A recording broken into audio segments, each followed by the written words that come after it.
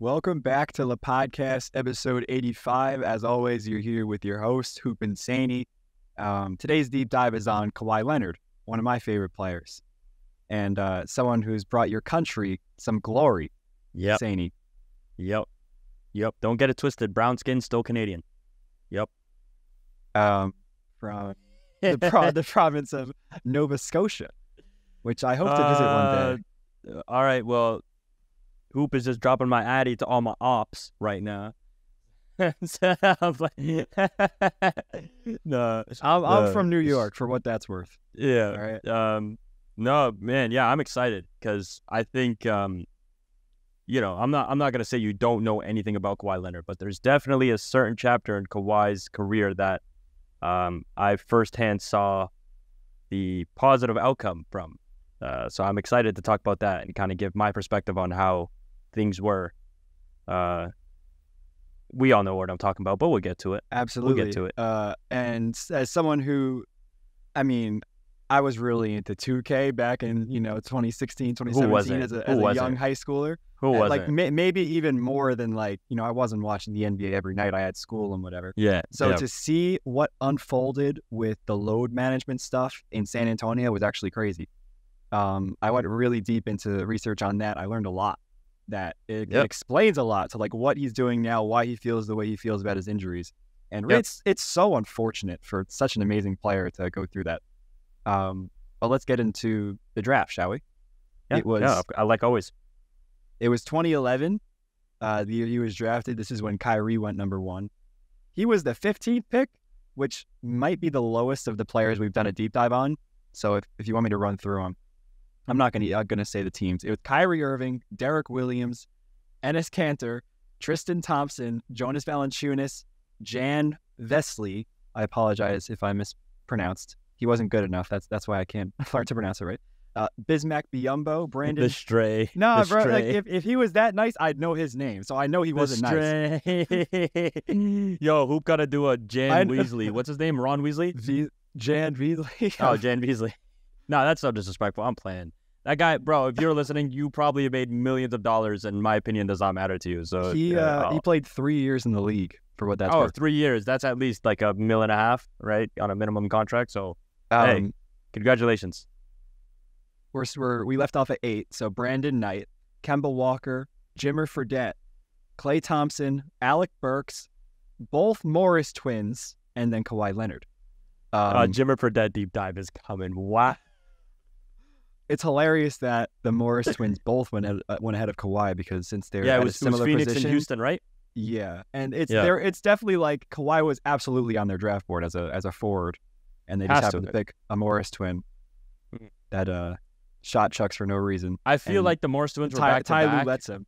I feel like the Morris twins were back to back just because they were twins, and it would have created some sort of media spark. You know what I mean? They just twins did drafted that back to back with the Thompson twins. Yeah, Ahmed and Asar.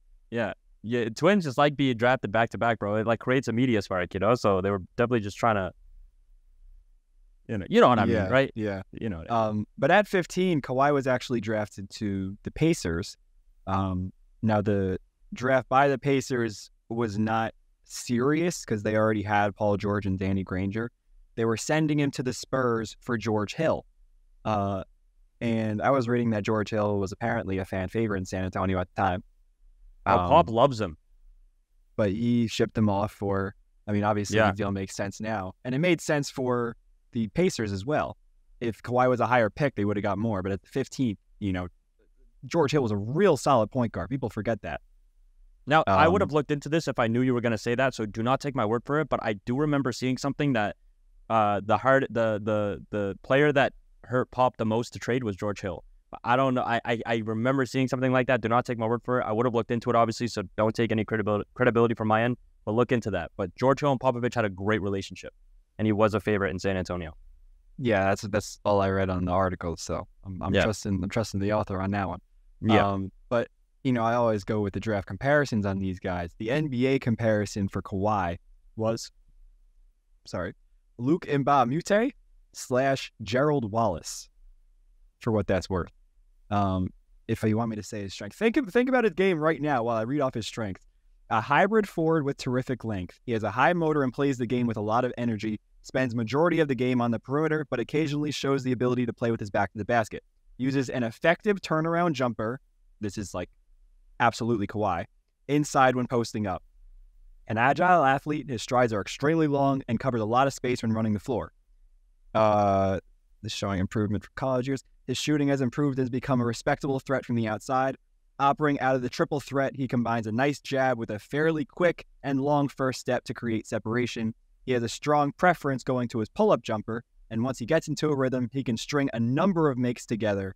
His length and high release makes his jump shot very difficult to contest. Is that not Kawhi Leonard? I want to say this, and I mentioned this to you right before we started recording because we brought it up. I don't want people to think that scouts are like these gurus and they just get it 100% right every time. We've been doing superstars on these deep dives. So when a scout gives high praise to a player like that, it's very easy for them to be right when we're talking about the players we talk about. That is an amazing, 100% accurate. I agree. But I just feel like we have this trend where every single player we do, the scout is like spot on. And that's just not the case. Like 90% of the prospects that go into every draft. Yeah. And you know, so I just want to like clarify that we're picking out like the minority of players who get their scouting report like spot on. And we're doing them back to back to back to back. So it seems like these scouts should be getting paid like max contracts. Yeah. Because they're just like predicting these players' careers perfectly. But that is spot on. Shout out to that scout. And also with a top 10, 15 pick, these guys are they're the same exact person. Yeah. So it's like it's gonna be basically what they were doing in college at the NBA level. The real scouts, like the real work would be with a late second rounder. Like a development piece, like a Jokic or a Giannis. I'd love to see a Jokic or Giannis scouting report. Well, we're going to do a deep dive on them for sure. So Giannis was drafted 15th. But I'm saying a developmental piece, as in there's right, no right, way he came from they Greece. knew Giannis was going to bulk There up. was no scout. Giannis had very little film on him, apparently. He came from Greece. I'm saying like he was absolutely a developmental pick. Yeah. It's like fair. Like it would definitely be interesting to see. No, but it's just funny how like every single scout we do just seems like a genius. Yeah. I'm not giving him names. I'm not giving him no credit. Yeah. But as far as the draft goes, it's pretty simple. He put on a Pacers cap, was shipped off to San Antonio to a dwindling but still alive dynasty. Right. That was a smooth transition. That was a very smooth transition. And though Kawhi was drafted at 15, he was still held to a very high regard when it came to how he could translate in the league, with major media outlets like Bleacher Report making cases in the offseason of the season that he was drafted, that Kawhi could not only shine in his rookie year, but that he was a sleeper pick for rookie of the year.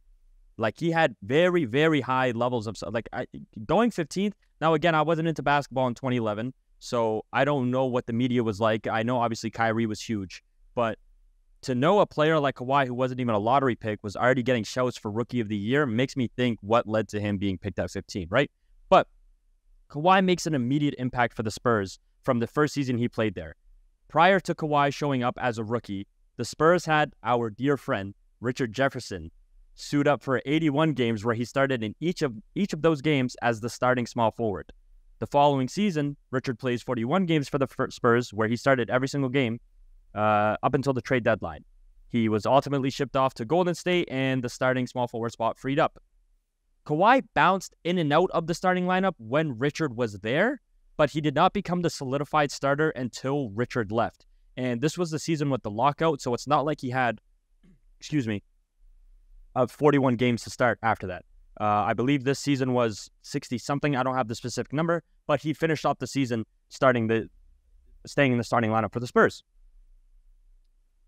This led Kawhi to have the successful rookie campaign that media outlets were projecting them to have, even though he was drafted at 15th, and he earned himself a spot on the all-rookie first team.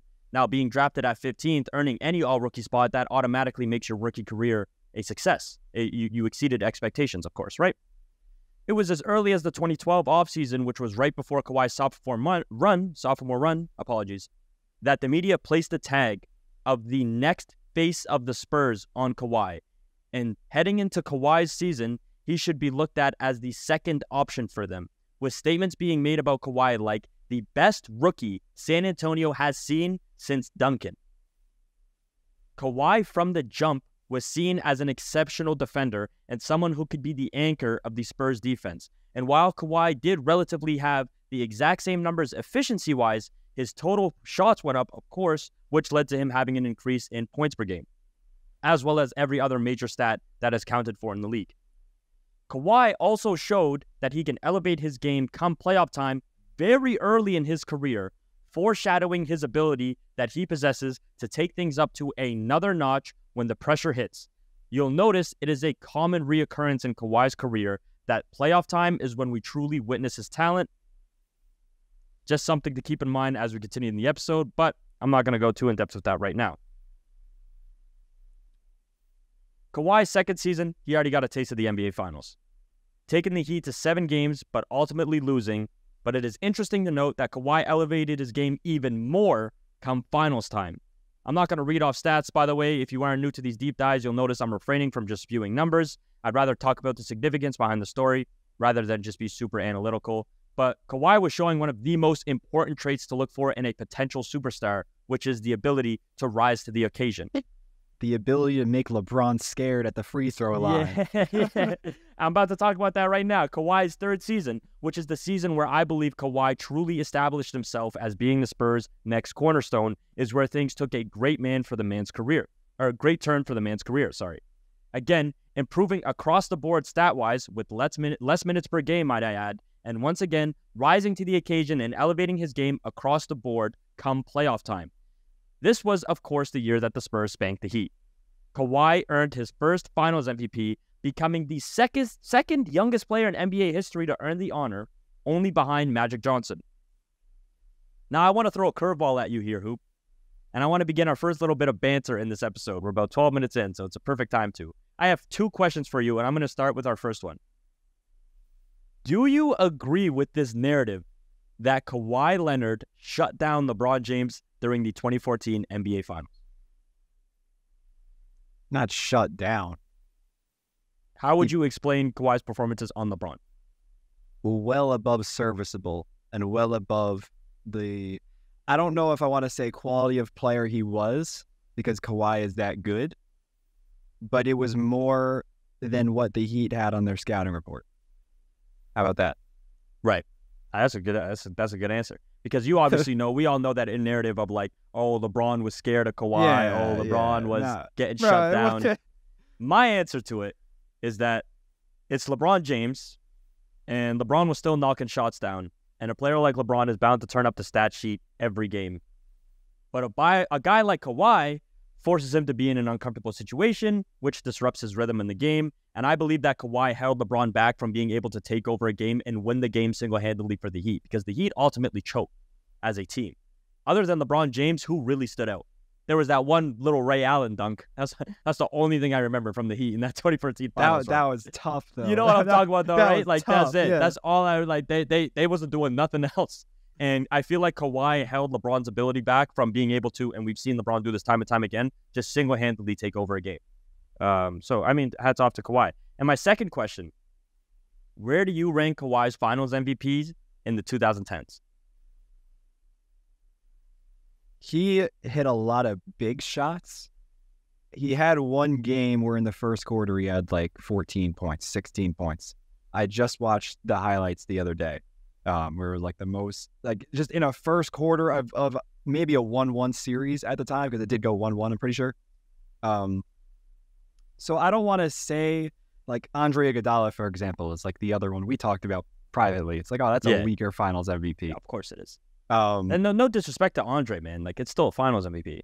But with Andre, obviously, you know, I don't want to say it's not deserved, but you know, I feel like Steph Curry should have got it.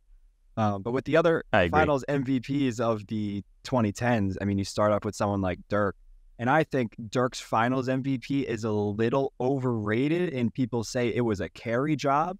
He played incredible, but it was not a carry job by any means. That series, that whole entire ring, the whole playoffs was won off defense.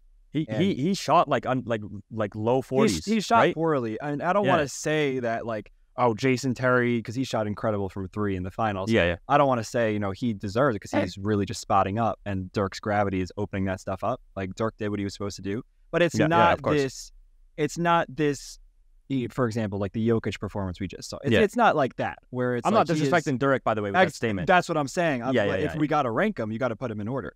And, with the other Kevin Durant's and KD's 2017 was incredible. LeBron, it is going to be second to last. So, we're Kawhi, second to last. I agree. I put Dirk's over it. Dirk and Kawhi is neck and neck with me in terms of their finals MVPs. I can't do that. I'm putting Dirk's over him. I can't do that only because the Spurs had so much offensive talent and just IQ. Like the way Kawhi was schemed to get open, it's like Manu Ginobili and Tim Duncan and Boris Diaw playing incredible basketball to hit him in his spots. Dirk was a lot of more get it your own. So as far as the Kawhi had some mid-range highlights where he had to post someone up, like we read in the scouting report, post up a smaller guy, do a little post fade, or a one dribble pull up. Fair. But I don't want to compare Dirk's offensive load to Kawhi's because no. Offensively, Dirk clears. Oh, because obviously defense. I just think defensively, I think the fact, and this is just a testament to how good LeBron James is. I think the fact that Kawhi was able to hold LeBron James back from single-handedly taking over a game automatically puts him in this elite defensive performance for me in a finals. Yeah, of course. In a finals run. And while obviously I think LeBron shot over 50%. He still averaged 27. I don't have the numbers on hand. He still played amazing. He held him below, He held them below the Lathanos we saw in Cleveland. Yeah. And I don't think there was that big of a difference from 2014 LeBron to Cleveland LeBron, right? So that's the only reason why I think it's closer to me than it is to you, but I have Dirk over him. I agree with you in that sense. But I mean, I thought it was something cool to bring up because I feel like nobody talks ranked finals MVPs. You know what I mean? That's not a conversation. And the one thing I do want to say about his defense, people see I don't know what the exact stats are, but let's say LeBron shot 55%, dropped 28 points a night, 6 assists, 7 rebounds. It's he dropped 28, but that defense may have held him back from dropping, 40. From 40.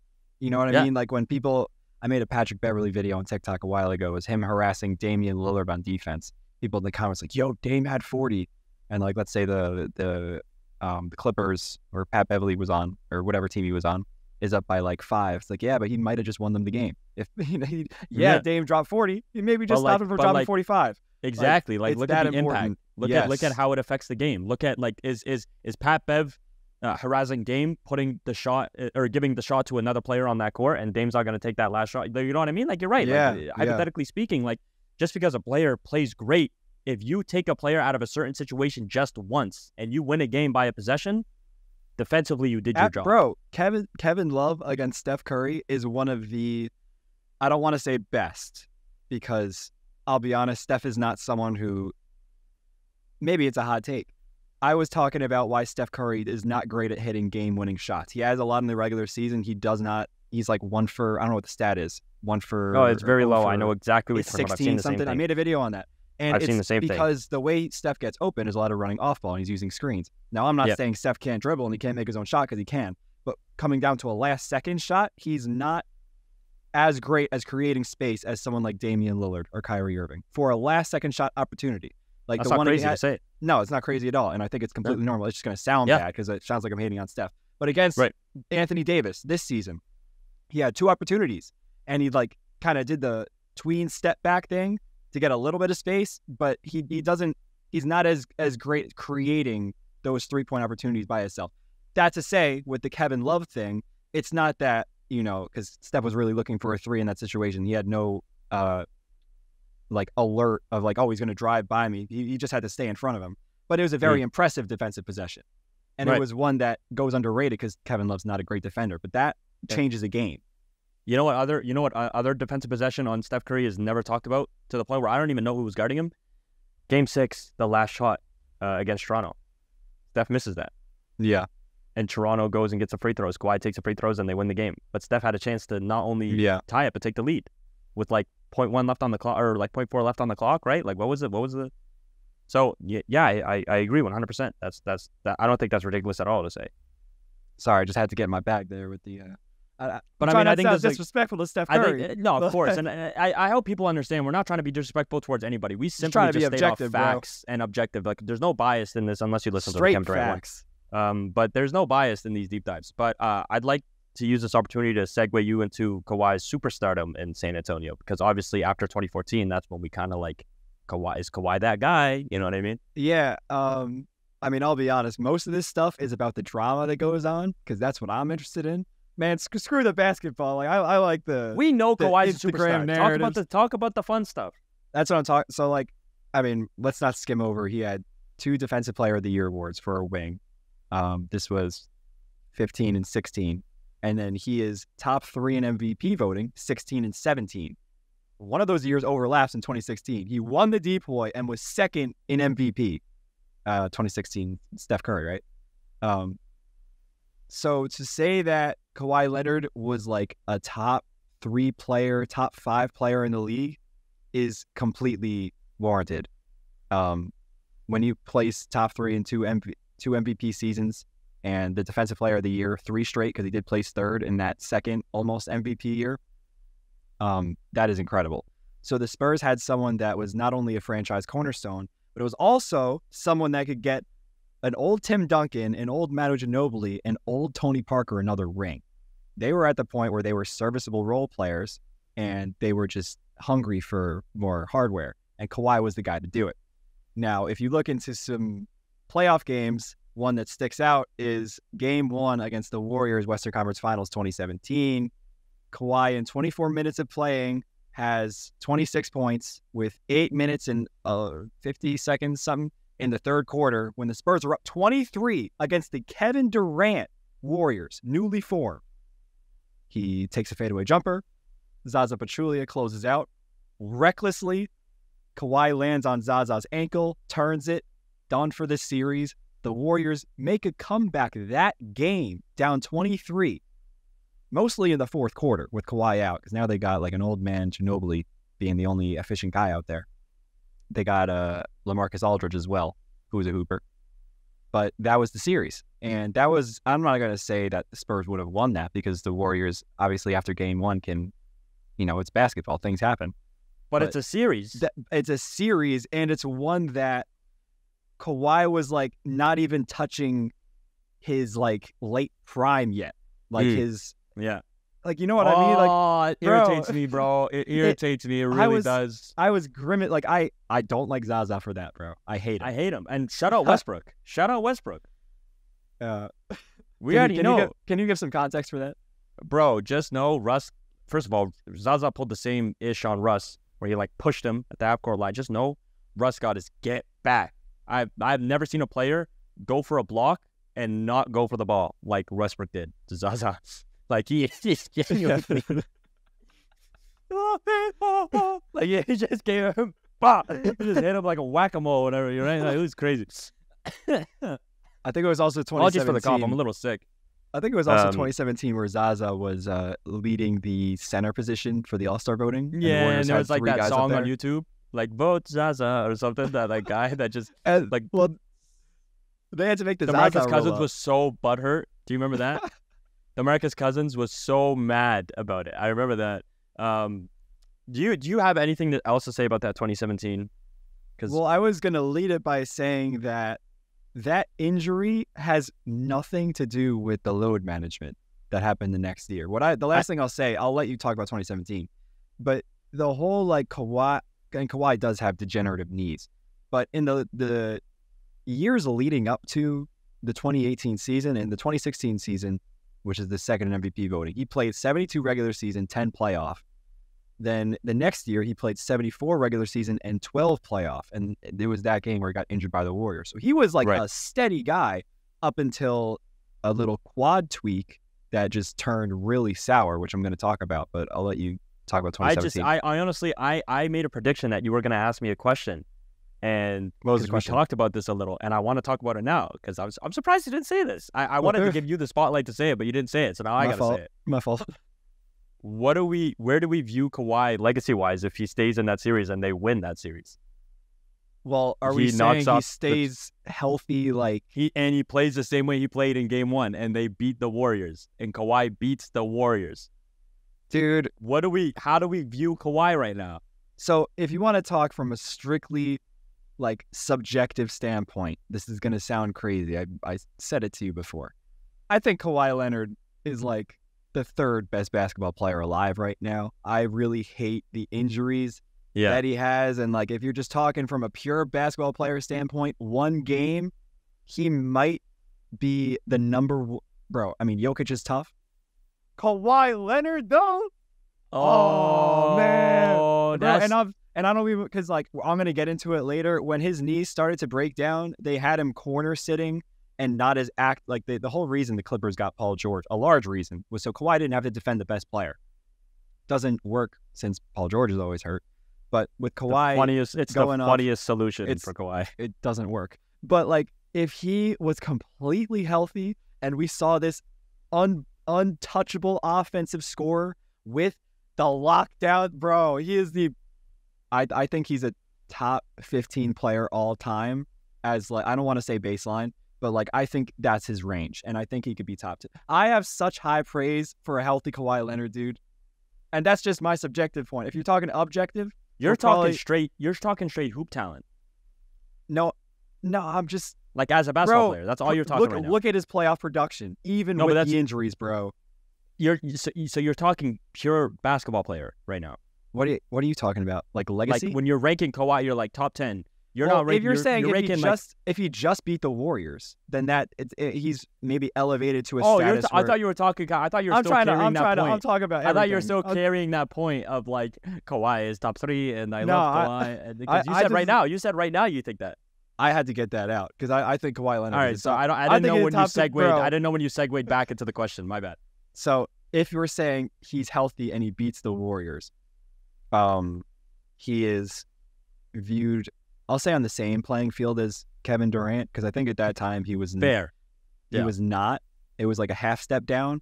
Yeah. And I think after that series, I want to say that like, you'd have a great LaMarcus Aldridge game. Kawhi's not going to hang 40 on him every night, although he'll be really close. Yeah. But yeah, I think we're not going to put him in that LeBron category. I mean, there'll be recency bias, but once the dust settles in like the offseason, it's like, him and Kevin Durant there was that conversation in 2019 with LeBron. That's what I'm Kawhi. saying, like that kind of thing. Nobody's ever going to be in LeBron. I think it's unfair to even bring up LeBron's name in any of these deep dives until we do a LeBron James deep dive. I mean, we talked about like, if we do a Melo, we got to talk Rookie of the Year. If we do KD, of course. But I mean, like in terms of comparison, like bro, no, there's not a single person on this planet that can be compared to LeBron James. Michael Jeffrey Jordan. He didn't play against LeBron, so that's not. I just had to say that because you sound like you're glazing right now. Well, why don't you take a look at our logo? Legally, that logo is just a random guy with sunglasses. Hypothetically speaking. Did you want to go further into 2017, or can I move forward with the drama? No, I just wanted to ask that question. I thought you were going to ask that. Well, what was your answer to the question? I didn't give my answer, did I? I think Bro's ducking his own question. I think if Kawhi beats that 2017 Warriors, call me crazy. I think it goes LeBron and then Kawhi.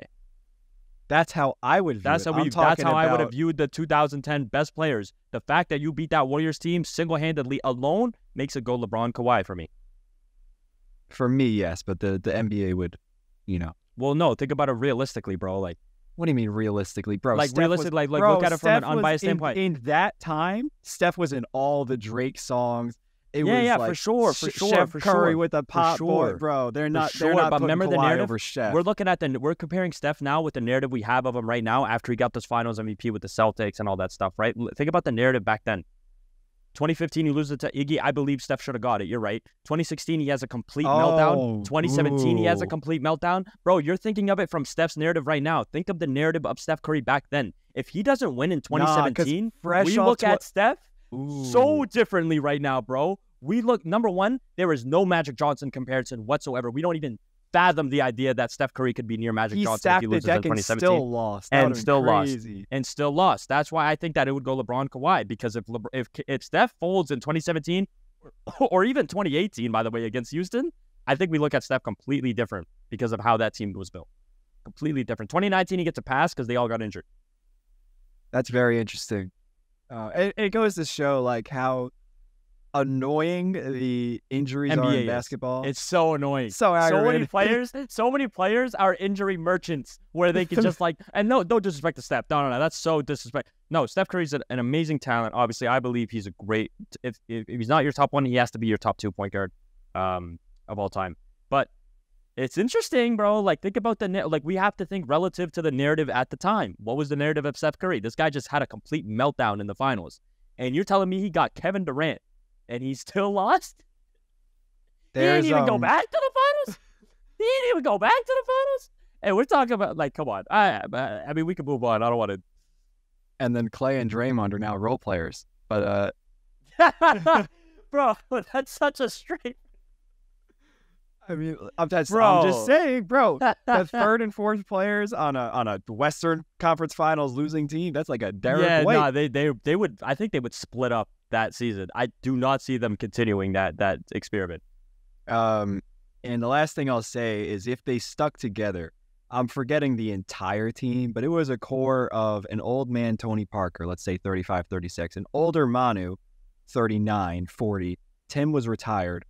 And then you had LaMarcus Aldridge still in his prime. He had all-star selections in San Antonio. A lot of dudes who go to San Antonio, I feel like LaMarcus and DeRozan, their time there is forgotten, and they were amazing.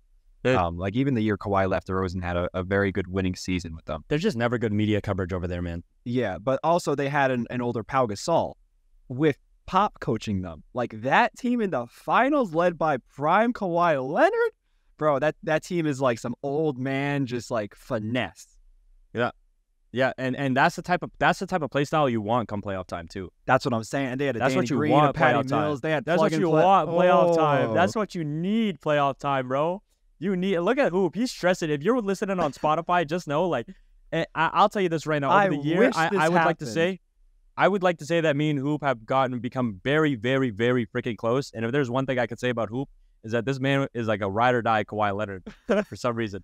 Like, I've never seen him enjoy a player more than he enjoys the Knicks. And in my opinion, that's what it looks like. No, because, I mean, with all due respect, I mean, the Knicks haven't had a guy that, like, if this happened, he could have won a ring. I'm talking in my viewing lifetime. Like, I remember the nostalgia of Melo. But, like, man, I wish that happened. Because I actually did not enjoy watching, like, regular season basketball when the Warriors were a thing with KD. There was no reason to. There was no reason to watch any other game because no one else was going to win. Nothing. It was just a race for second.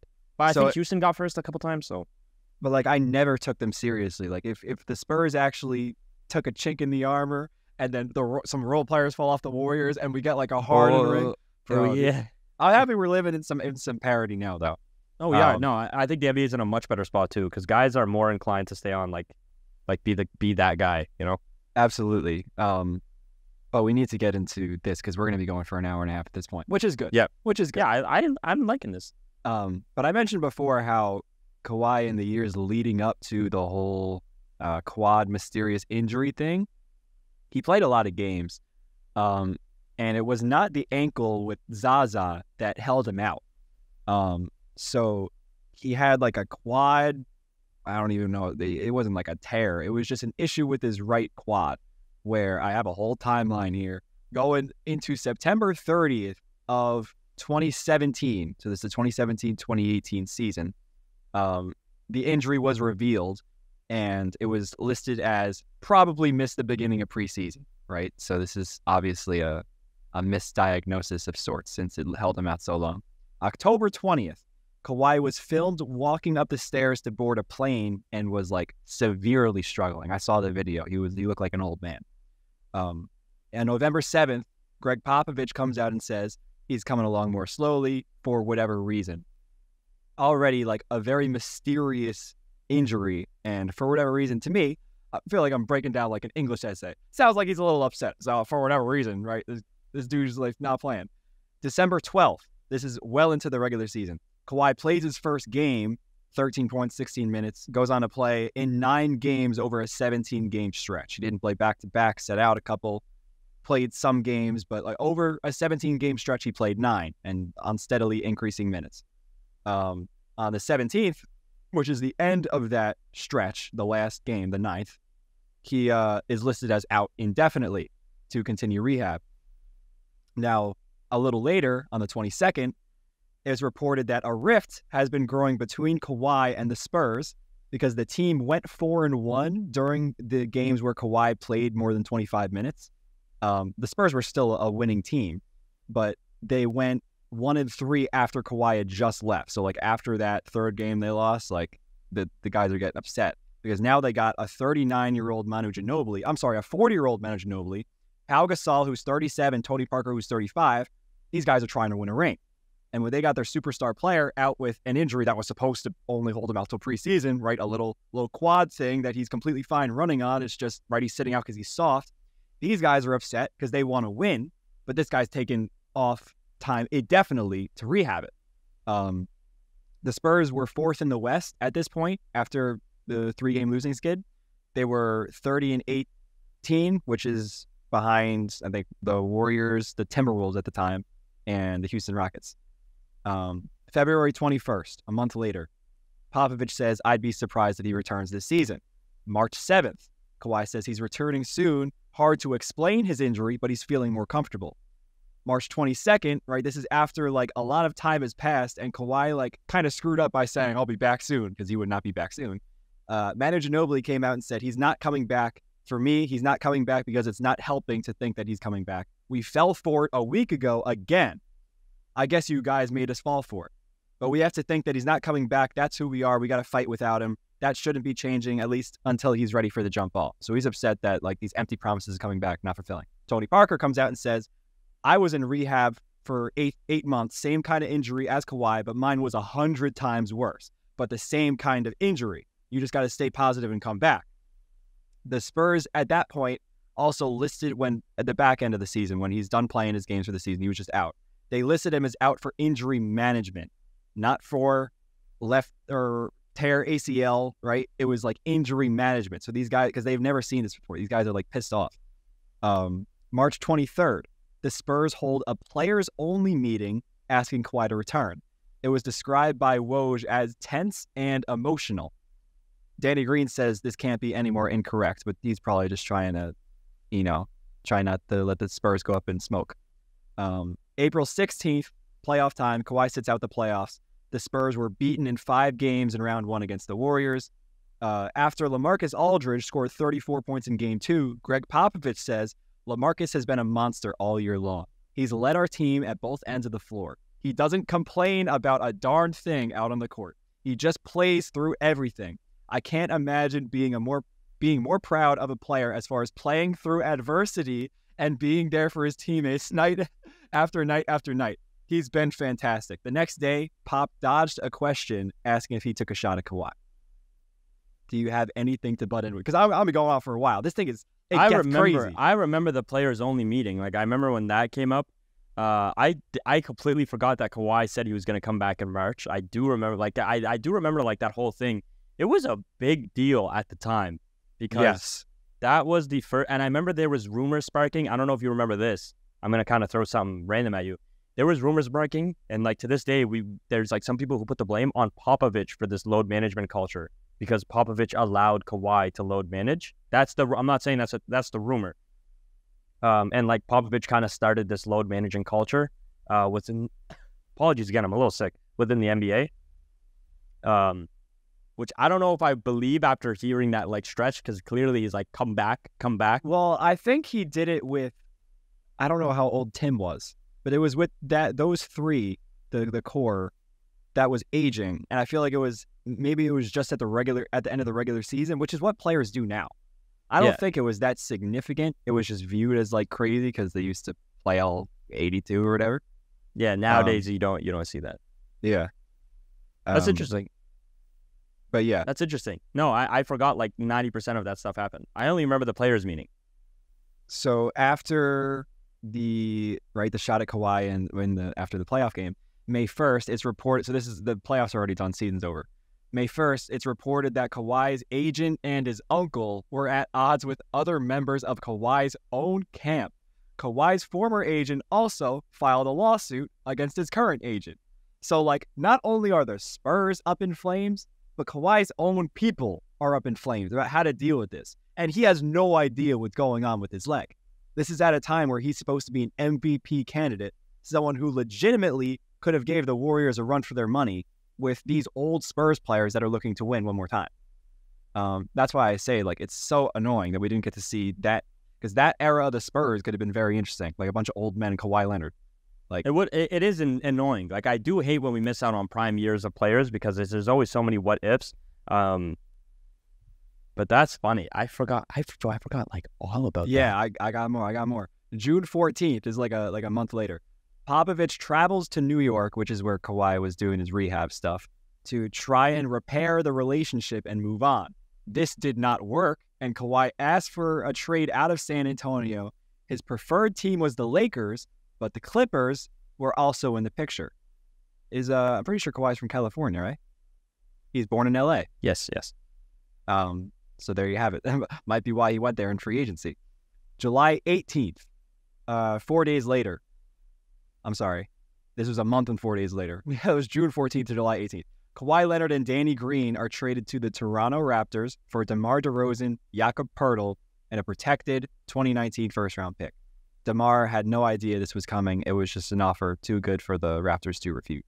Unrelated to the trade, Danny Green said on a podcast that he too had an injury that was downplayed by the Spurs medical staff, and it ended up being worse than they expected. So two dudes, as soon as they leave the Spurs, crap on the medical team. Interesting. That's kind of crazy. I like that little transition you have for me in Toronto because, I'm the Canadian here. I'm not done. Oh, my God.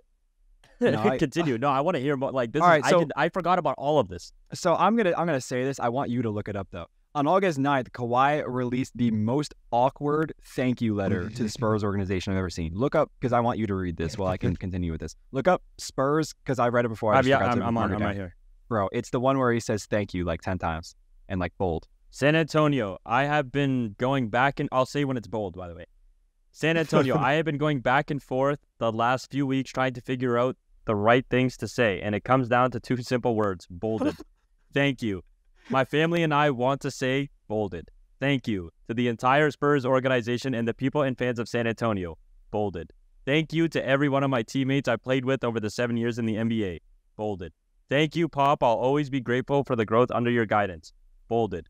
Thank you to the fans. There is not a more passionate or dedicated fan base than what I've witnessed in San Antonio. Through all the ups and downs, I'm glad there were many ups. For all the ups and downs, I'm glad there were many more ups. I'll never forget what we have shared and accomplished together. While I am looking forward to the next chapter in my career, I'll always remember the city and people of San Antonio. Bolded. Thank you.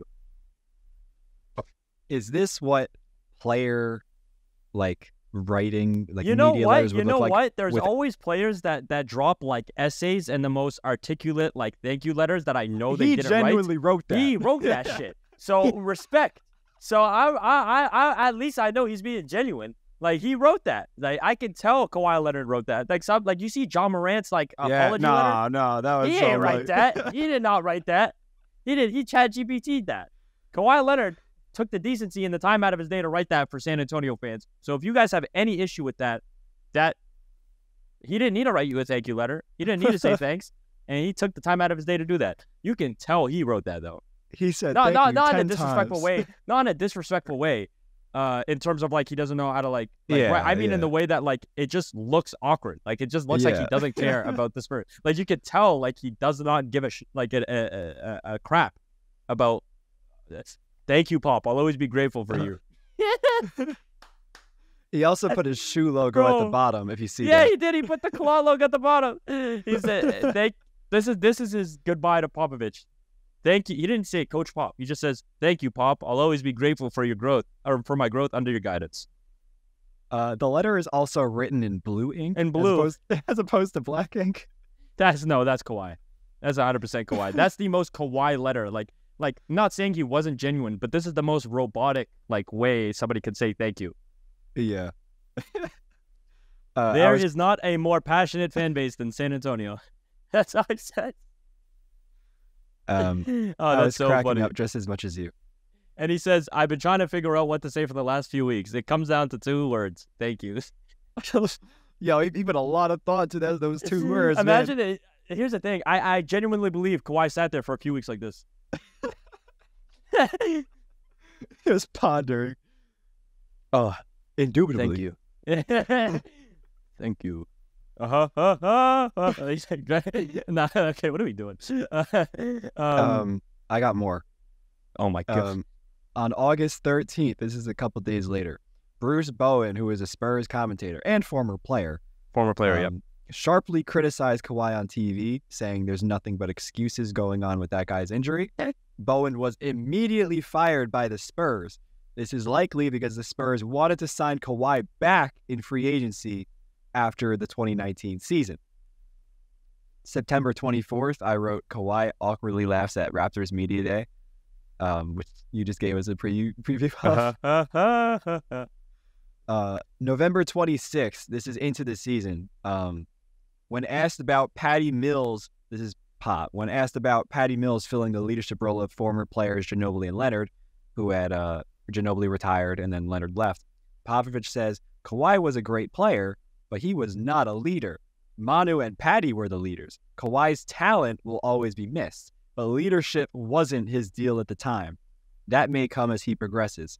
Patty and Manu filled that role for us last year. LaMarcus Aldridge came a long way as a leader also. That's fair. That's fair to say. But Kawhi Leonard responded by saying, it's funny to me because I don't know if he's talking about last year or not, but I guess when you stop playing, they forget how you lead. The one thing I'll say about Kawhi is that I'm not in the locker room or anything. I don't know much about him. Yeah, it's all speculation from our... But Tim Duncan is one of the premier lead by example players. We know guys like him and Steph Curry are not ones to chew people out. That's what people like Draymond Green are for, and I'm imagining Popovich is that voice for the Spurs. But with how they were hyping Kawhi up to be the next Spurs superstar, that was really the model. So I don't know if Pop is just being petty because he eventually regretted his comments, but it could be just like out of spite. I can see why. Like I can see Popovich as being emotional and petty only because like that was like the spiral down of like losing Tony, Manu, and Tim, and then he loses Kawhi for basically not going to say nothing because he got DeRozan and Pirtle obviously, but he loses a chance to contend, right? With all due respect, DeMar DeRozan ain't take you nowhere in the playoffs. With all due respect. No, like again, like it's not a disrespectful thing to say. Like Kawhi has a better chance to lead you to a championship than DeMar DeRozan. That's just the reality of it. And I think that after Popovich had like 20 years of success up until that point, or however long it was, and to have it all ripped away from you because a guy just wanted to leave, I could 100% see why he would be petty. I wouldn't be all happy about it either because that's a big change in his life, right? Like, and now he's tanking, which is weird to see. Well, like, no, not tanking. They actually won 48. No. Now I'm saying right now, like it's hilarious to see Pop now because they were tanking. Yeah. But yeah, it's I can definitely I would 100% believe that Pop was petty if that report came out. Yeah. The last thing I have here, and then I'm going to go on a little bit further to get to your playoff spot. Kawhi played his first game on January 3rd, 2019, back in San Antonio as a Raptor. They lost the game, but the Spurs fans chanted traitor and booed him all game. They were in shoot around and Danny Green was going right before Kawhi. They like cheered for Green and then turned to straight boos the second Kawhi touched the ball. Popovich hugged Leonard before the game and post game said that he was upset that the fans booed him. So I don't know if this was, an attempt to completely repair the relationship or he's just trying to look good for the cameras or whatever. I'm not exactly sure what their relationship is now, but definitely heartwarming, to say the least. I mean, they won a ring together. So whatever beef they have in like 10 years, I don't think, or like however long it's been now, like I don't think they care anymore. Yeah. They won a ring. The biggest thing going into Toronto is that they agreed to load manage Kawhi. That's the first time he was really like that game-to-game load management where he's healthy, but he's still sitting out, as opposed to like the Spurs, he was just out to literally figure out what was wrong with his leg. That wasn't load management. That was just him being out. This, he only played 60 games, but he was healthy the whole year. He just sat out back-to-backs, no issue from the team. So he was healthy going into the playoffs, and let's just say It worked It out was well. worth it. Worked It out was well. worth it. In my opinion, the most surreal moment I've ever witnessed in NBA history was Kawhi's championship run with the Raptors in 2019. Now, I say that phrase confidently because I am Canadian, and only true Canadians will understand how impactful Kawhi and the Raptors were to the country in 2019. That was genuinely the only time I saw the whole country come together and share joy in a singular moment. Kawhi Leonard was more important to Canadians than the Prime Minister. And if he re-signed and retired in Toronto, we could have seen this man be put on the $5 bill when it's all said and done. They would have put that man's face on the $5 bill. He was an icon to Canada. Now, I do remember earlier saying that I'm not going to spew out numbers, but there's a number I really do want to say because it was very impressive to me. And it was so eye-popping to me that I had to mention it. In that playoff run, he had 732 points on 62% total scoring percentage, which is the highest total scoring combination for any player. Oh, total scoring or true shooting? TS. Oh, true shooting. Sorry, true shooting. TS. Total scoring. I just read TS. I said to rookie move. True shooting. For any player during a true shooting, it's the highest total for any player during a championship run. He also achieved this. If you look at the top 12 players or the top 12 highest scoring playoff runs in a championship run, he's the only guy in that top 12 list to do it in under 500 shots. It's another cool fact I want to throw out at you there. Now, I want to again throw a curveball at you because I'm such a good friend. I don't want to pick your brain on the spot, and I want to ask you this. If Kawhi re-signs with Toronto in 2019, how many more rings would that squad potentially win?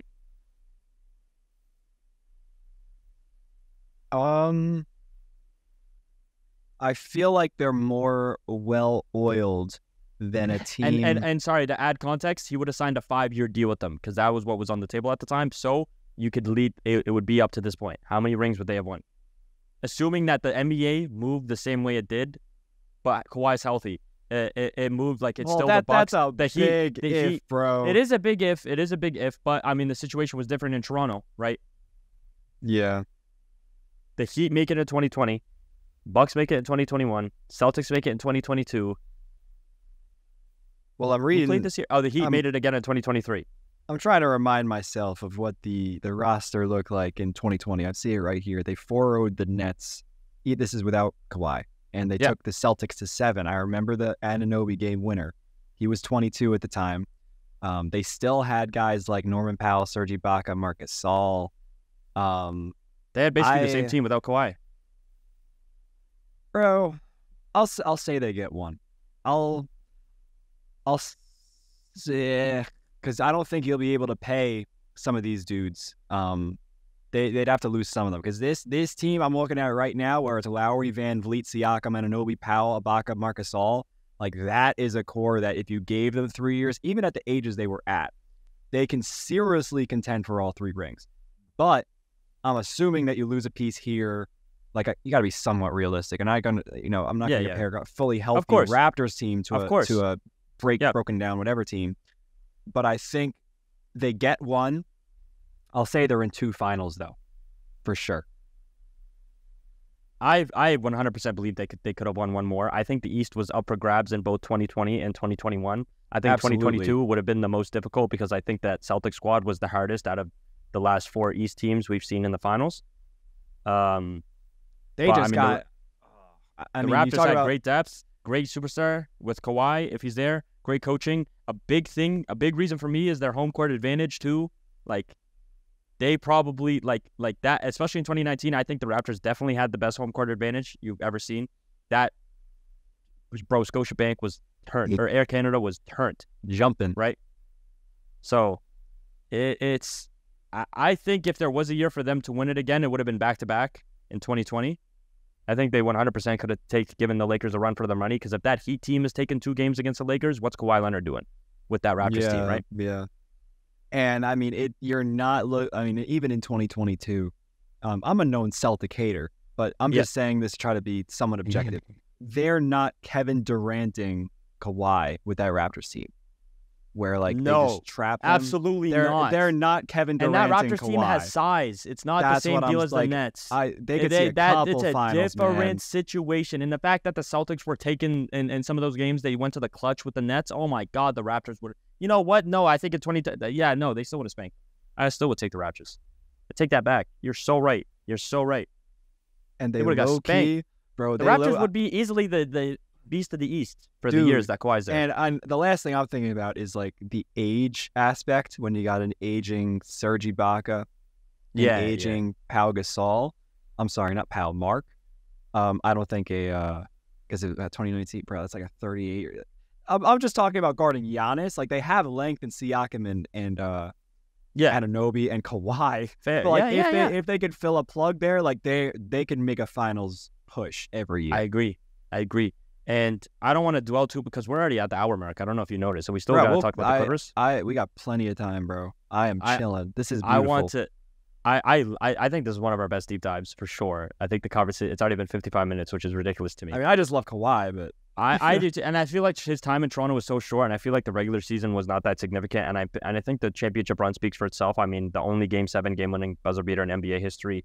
Obviously, they played a depleted Warriors squad. There's a conversation where if the Warriors are fully healthy, they don't win that ring, which is, I think Kevin Durant played like 7 minutes at finals, and he had like 12 points in the 7 minutes he played or something crazy.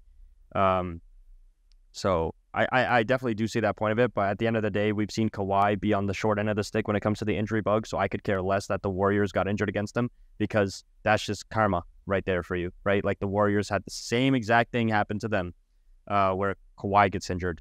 So I'm not going to sit here and be like, if the Warriors were healthy. No, I could say that about the Warriors in 2018 with the Rockets. Same with position when Kawhi was spinning the Warriors. They were up 23.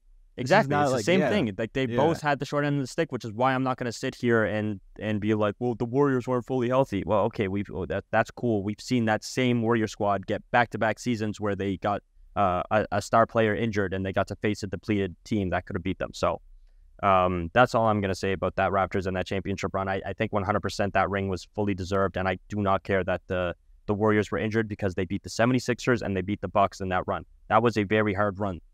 The Magic were a joke. Sure, but 76ers... Respect DJ Augustine. See, that game one was crazy. Yeah, 100%. Respect but DJ Augustine. But like they were a joke compared to the Raptors. Like there was not a series, right? Sixers and Bucks, though, that's an insane run to get to the finals. So I fully credit that Raptors ring. I want to tap into that 2019 offseason, though, and I want to start tapping into... we're end of the decade. I know you got a question you wanted to ask. Oh, I thought we were going to do that at the end. Oh, okay. I'll do that right now. I'll get there right now. I guess, 2019. Where do you rank Kawhi Leonard all time for 2010s? So the 2010s all-time list. The 2010s all-time list, I have Kawhi fourth. I have him 4th too. I have LeBron, Steph, KD, Kawhi, and then under Kawhi I have Harden, and under Harden I have Westbrook. I have LeBron, KD, Steph. Whoa, you have Steph over or KD over Steph? Yeah. That's where we disagree. Let's talk about the 2010s. I know we're getting off Kawhi, but he started off. I'm gonna let you know right now. I'm gonna let you know right now. I put Steph because more rings, more MVPs, more impact towards winning during the regular season. Kevin Durant flopped a lot in the playoffs with Oklahoma. Curry did have a few flops in the finals, or had a flop in the finals of 2017, sure. But Kevin Durant had the same sort of meltdown in 2016, that same season against Curry anyway. And I think Steph Curry has more playoff success. He has better regular season success. I think to me it's close, but I put Steph over him. I think Steph rivaled LeBron more than Kevin Durant rivaled LeBron. I would say the Warriors rivaled LeBron more than Kevin Durant rivaled LeBron. When you're thinking of the 2010s, it is from 2010 to 2019. I agree. Steph was not an all-star until 2014. That is when like his production rise to like an elite standard. Kevin Durant from 2010 to 2014 2014, his first 5 years of that decade, had 4 scoring titles and an MVP. I Steph agree. No, had Kevin his Durant first was All-Star appearance. He was turning up. I agree. No, Kevin Durant was turning up. I'm an Oklahoma fan. I understand that Kevin Durant, and I have him at third. Like, I have no disrespect towards Kevin Durant, but the reason I put Steph over him is because at the end of the day, the objective is to win rings, and it's also win during the regular season. The Warriors did a better job at winning in the regular season, and they also did a better job. Yeah, but okay, I can say the same thing as the Thunder. What? We're talking about Kevin Durant versus Steph Curry. Exactly, but you're acting as if Kevin Durant was the main catalyst towards the Thunder's success. One team has Andre Roberson, and one team does not. Okay, Andre Roberson was an elite defender. Don't say that don't say that disrespectfully now. Andre Roberson was there from like 2014 to 20. He wasn't there the whole time. But don't disrespect. And he also bagged Rachel Demita. So let's not start throwing some disrespect on Andre Roberson. Shout out Andre. So let's take that statement back, okay? You want to say we had Kendrick Perkins? All right, fine. You want to say we had like Derek Fisher for a minute? Okay, cool. Don't be talking about Andre Roberson like that. I guess all I'm saying, I feel like the Thunder going into the decade led by Kevin Durant. First off, like he was second in MVP voting. How many? You know better than me. 4 to 5 seasons. 4 to 5 seasons. Every single one of LeBron's MVPs. So that's 5 years where he's top 2 MVP voting. Steph won the 2, but I don't think he was top 3 any other year. Well, because Kevin Durant joined the team. But I could say the same thing about Kevin Durant. I can say the same thing about Kevin Durant not being top 3 MVP voting because he played with Steph Curry. I think separator. But Kevin Durant made that weak ass decision to go to the Warriors. You just hate Kevin Durant, bro. Steph got drafted in the Warriors, and he won with the Warriors before Kevin Durant, and he went to back-to-back finals, and he did what Kevin Durant couldn't do, and he beat LeBron James in the finals. I have you in a crock pot right now. The issue is you just hate Kevin Durant so much. It's not a crock pot. It's not crazy to say that Steph Curry was better than Kevin Durant in the 2010s. No, it's not crazy. Better. But talking greater, it's very greater difficult. Steph. It's very difficult for me to ignore or to devalue the first half of the decade so much to the point where we're not erasing, but we're diminishing the value of, first off, an MVP and MVP placements, but also scoring titles and very good teams that were young, a team that went on to play LeBron in the final, a team that he led to the finals, and a team that, well, I know, I love Russell Westbrook. You love Russell Westbrook. Him mixed with Roberson, mixed with a non-shooting center, is not, with Tabo, Cephalosha, it's in an era where you have these other super teams running around with that kind of talent that meshes better with the way that Russ has moved around in his career and hasn't really meshed with other stars in a way that produces that much playoff success. I'm not going to say that I am like protecting Kevin Durant because, he played with Russ, he's not expected to win, but it's much different from Steph playing with Clay and Draymond and Iguodala, nice vets, that the Thunder weren't as well constructed as the Warriors. So when it comes to team success and Steph leading his team to more wins, Steph having more playoff success, I don't want to say that Steph underperforms more than Kevin Durant. I'd really have to go back and look because I understand Steph has finals wins and whatnot. He has that win alone in that decade. Right. But I don't want to, completely discredit Durant because he didn't do that. And it's a lot more situational than I think you're making it out to be. And I'm not discrediting. It's the fact that he was so dominant in the beginning of the decade. I don't want to let this late Warrior stuff and like the snake decision and all that to diminish his early career. I got KD over Steph for that decade. I agree with a lot of what you're saying. I'm not discrediting him at all, and that's why I have him at third, right? But at the end of the day, I have to choose somebody at second. Do I choose Steph or do I choose Kevin Durant? And the reason I choose Steph is for this reason. Number one, from 2010 to 2014, yes, you're right. The first 4 years of the decade, Kevin Durant was a baller, and he was a baller for the whole decade. Don't think I'm only singling out this section of his career. But I also look at it from this perspective where it's like, well, I think Kevin Durant was the better player in the first half. I think Steph Curry was the much better player in the second half. I think I would much rather have Steph Curry because you also got to remember, as an Oklahoma fan, like I understand, I've seen this perspective where it's like,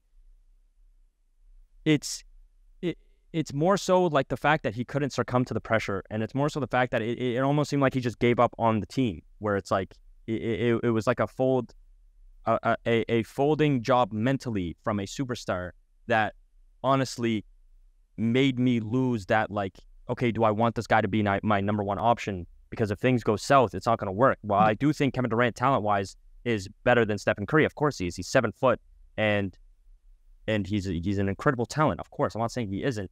Let's also look at it from the perspective where it's like, okay, if things are going to go through the mud, if things are going to go south, like, can I rely on this guy? And he proved in Oklahoma you can't. You can't rely on Kevin Durant. So 2016 is the perfect reason why. It's reported, by the way, that he gave up on that team before that season even started.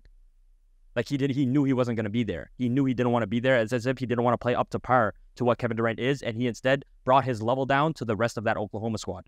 Can you rely on Stephen Curry to yes, rise I think 2015 up to proved. I think 2015 proved that. What about 2016? 2016, he had a meltdown. I agree, but 2016, Kevin Durant had that same meltdown in that same season, or against Steph Curry in that same playoff run.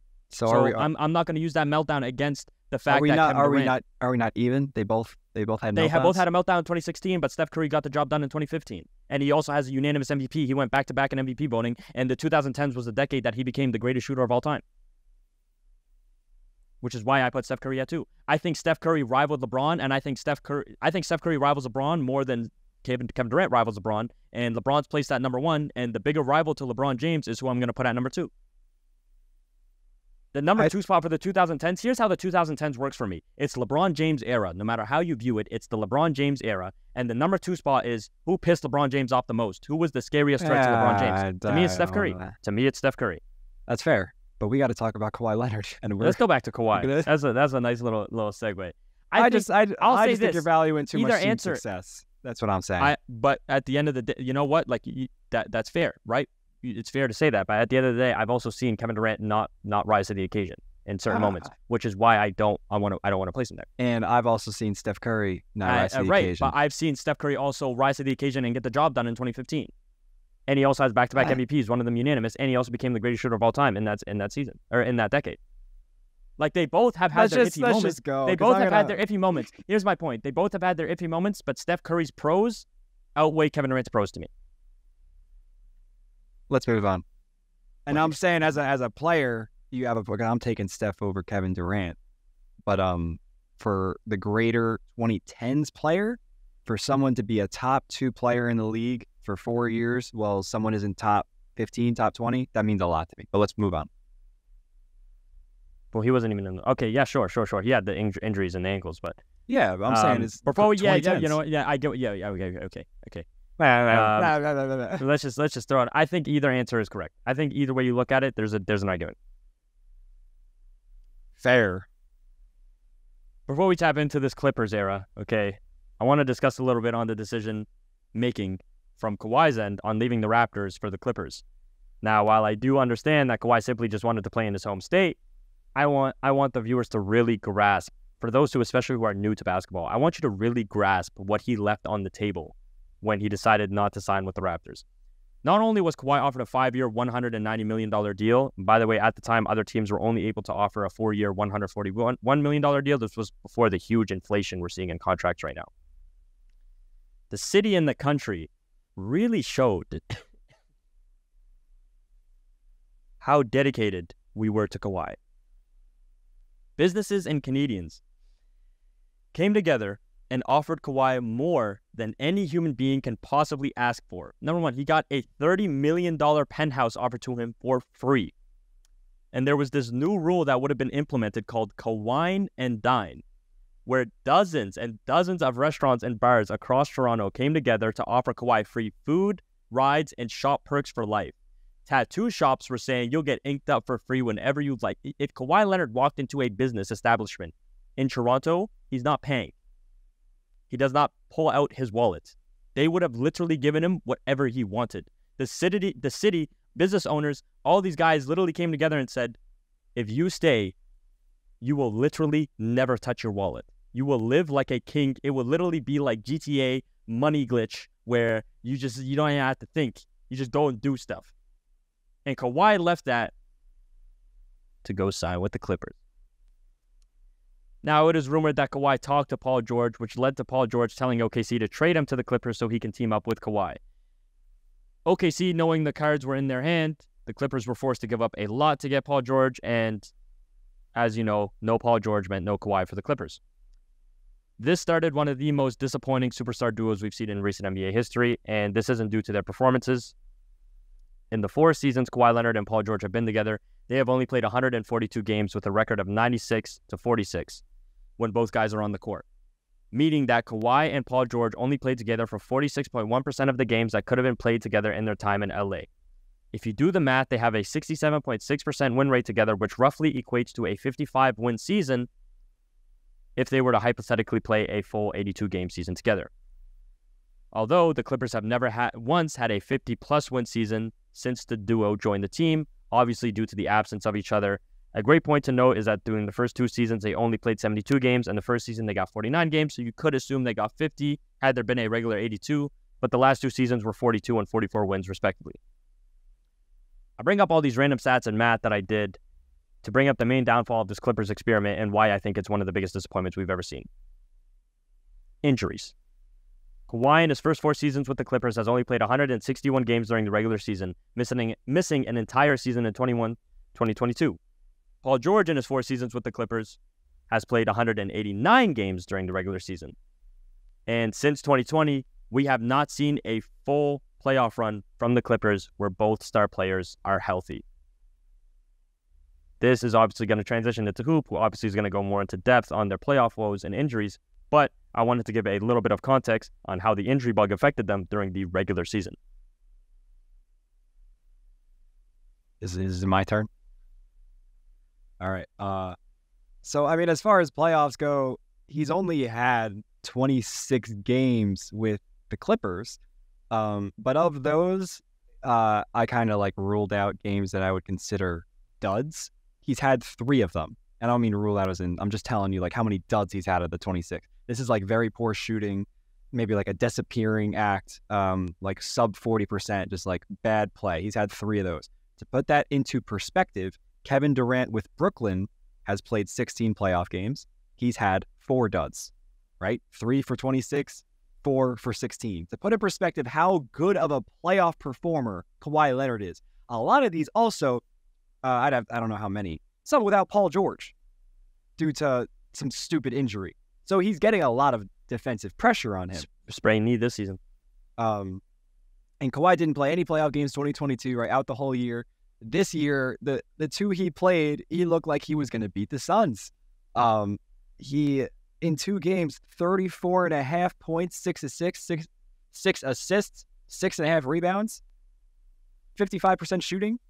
Like, his field goal percentage all time throughout his entire career rises like 2% in the playoffs. It usually drops for most players like 3 or 4%. It rises. You forgot a really good stat from that Sun series. What was it? He also averaged, watching Westbrook have a game-saving block in Game 1. Russ is going to get his own deep dive soon. That was incredible. That was incredible. But where was I saying? Kawhi Leonard, by the way, I feel like is one of the most underrated shooters of all time, like 3-point shooters. One of the few superstars who is literally 40% for his career in the playoffs. This includes those early years where, like, in the year he won the ring with San Antonio, 42%.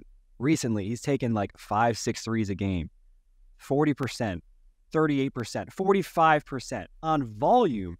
And it's not talked about because he's not a guard chucker, like a Harden, a Lillard, a Steph that we see with like the flashy stuff.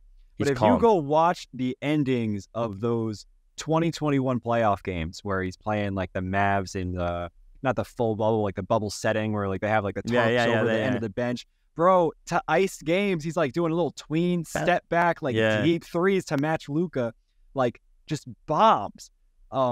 So in the playoffs, he's just such an amazing perimeter player, but he's also, like we mentioned before, like that untouchable high release fadeaway where he gets a smaller player on him, and it's just unblockable. It's one of the smoothest jump shots in the game, and for someone that's like labeled as a defensive star and like obviously a good scorer, his shooting ability he goes unconscious sometimes. His mid-range is so underrated, by the way. He might have a top 5 mid-range of all time. And All right. Well, I was talking about that another day. I'm just talking like from a 3-point shooting perspective as well. Like you could talk about this guy in all different aspects of the game, and he's becoming a better playmaker. And I don't want to get into it because he would have been so good, top 15 all time. I swear on my life. But in the 2021 playoffs, this is like some of the most impressive stuff that we've seen from Kawhi, and I really think that this is where his prime would be if it never were for the injuries. He went down 0-2 in the first 2 series he played. I don't know if I remember seeing that stuff on Twitter where it was like Kawhi, like half flesh face, half robot. And it's like the man, whenever he's down 0-2, he just comes back. And it was against the Mavs and then the Utah Jazz. In game 3s of those 2 series, I combined the stats. So the game 3 against the Mavs where he was down 0-2 and the game 3 against the Jazz where he was down 0-2. Combined, shot 27 for 41. 70 points on those 2 games. When his back's against the wall, 27 for 41 shooting. Wait, when the defense is locked in on the best player, he turns up. You go look at the individual stats. 65.8% or 65.9% from the field. My dog is praising Kawhi Leonard right now. I don't know why. It's probably a dog going outside right now. But I'm going to keep talking. The last thing I wanted to say is that round 1, this is against the Mavericks, in game 7, 10 for 15 shooting, 28 points, 10 rebounds, 9 assists, 4 steals. Like, this is some intense rise to the occasion. Bro, my I've never heard your dog freak out that much. Yeah. You got me quiet, man. Yeah. It's like thunderstorms outside, so apologies. That's probably right. Shout out, Ryder. Yeah. All I'm saying is, like, I mean, I don't want to run through all of these stats, but I could. And you saw what he did this year against the Suns in limited time, and then he had the MCL sprain. But it's just that's recent stuff too. Like, no exaggeration. I mean, we're talking about how great of a mid-range shooter he is. I can't attest to that unless I look deeper into it. Undeniably, though, one of the best playoff risers we've seen. I should reword that. I mean, like not like stat wise, just like looking at him, like watching him like shoot a mid-range shot. It's just pure. It's pure. It's money. It's money. I should have reworded that. I just didn't want to cut you off. I have a great question for you, though, and I think it's a great way to end off the episode in terms of the last banter question we want to ask. Assuming fully healthy since they've joined up, how many rings does this Clipper squad have in the last 4 seasons? They win 2021. Absolutely. They steamrolled 2021. Yep. Actually, not steamroll. The Bucks were nice. But I'll say 1. But they get to another finals. So you think 2 finals, 1 ring? I don't guide this. I feel like those 2022 Warriors would have. I think they win 3 rings. Man. Also, I think fully healthy, they get 3 rings. I think 2021, 2022, and 2023. I mean, I picked them to win the ring this year, but I don't know. I have them winning all 3 years, those 3 years, and you want to know why? It's because I picked them every single season if they're healthy. I did the same thing. So they're my championship favorite. So I'm gonna have to say that, hypothetically speaking, like if I gotta stay 10 toes on my opinion here, I think they win 2021, 2022, 2023. I think 2020 is harder because of the Lakers, and they were like peak Lakers at that time. Screw it, 3 straight. I think 3 straight. Screw it, 3 straight. Because that's what you thought. If you think they're gonna win those seasons at the beginning of the season, why are you gonna take back now? I think they win 3 straight. And if we're talking, I mean, this is some nasty hypothetical stuff. We did the Paul George deep dive. If he never had those injury issues, oh man, I hate talking about injuries. It makes me so sad. The worst is finding the injury out in the moment, and you're like, I hate basketball, bro, you know how pissed I was in that Sun series? Bro. And we almost won some games with Batum on the court. Fourth quarter. Why the heck yelling, Batum? Why is Batum in? Bro, like Eric Gordon tried his best. The best quote, shout out the thumb. If you listen to the podcast for a while, you know that we've had our good friend Zach Schwartz on 2 episodes, and I think the best thing that man has ever told me is he DM'd me, because obviously I'm a big Russ fan. We go back and forth during the season all the time about Russ. He DMs me and he goes, Batum is really out here filling the rings on his Apple Watch. And I've never agreed with the statement more in my life. He had a game winner against the Knicks earlier this season, and it was so painful. It was so painful. I think that's the worst way to lose. Nah, but shut up, Batum. I'm hating. I'm not a hater, bro. I just like cracking jokes. He's a solid 6'8" center to Ty Lue. Solid. But I think we're coming near the end of this deep. This was great. I really like Kawhi is a very interesting player to look into. I also really enjoyed that KD Steph debate. Yeah, I did too. I maybe- think we should have another You know discussion. what we me and should you. do? Can you pose multiple questions on the Spotify thing? Yes, do it- I will. Bro, put who was better in the 2010s? That's a KD great or question. Steph? Or If you've listened up to this point, maybe instead to get to see who won our debate, you could say who debated their point better, who won the debate, as opposed to what? nah, because people We're love gonna have Steph, a whole bunch of hoopology merchants coming here, because people and they're gonna love be Steph hating on the Curry. kid. Because people love Steph Curry, so they're All like, right. Steph's better than KD. I'll also say this. I mean, I forgot to plug this in halfway through the episode, so I'm gonna start doing that more in the deep dives. But to all the people who interact with our Spotify polls, we do read everything, and it is so dope to see it. So if you're a Spotify listener, please make sure to interact because we really, really do appreciate your feedback. And I'm not saying just if you have something you want to criticize, which we've gotten some of it, please say it because we truly do take everything to heart. We do try to improve the show any way we can. The YouTube comments as well. I've been seeing more and more of those. That's been great to read. Again, we appreciate the love. Make sure to always let us know how you guys feel about the show. I'm going to definitely make the polls a lot more interactive for you guys. Make sure to also rate us on Spotify. Rating us 5 stars goes a long way, and it really helps us as a show. Make sure to subscribe if you're listening through YouTube. And if you're listening through Apple Music, I know you think I'm not showing you any love. I love you, Apple Music. And I want to give you a kiss goodnight.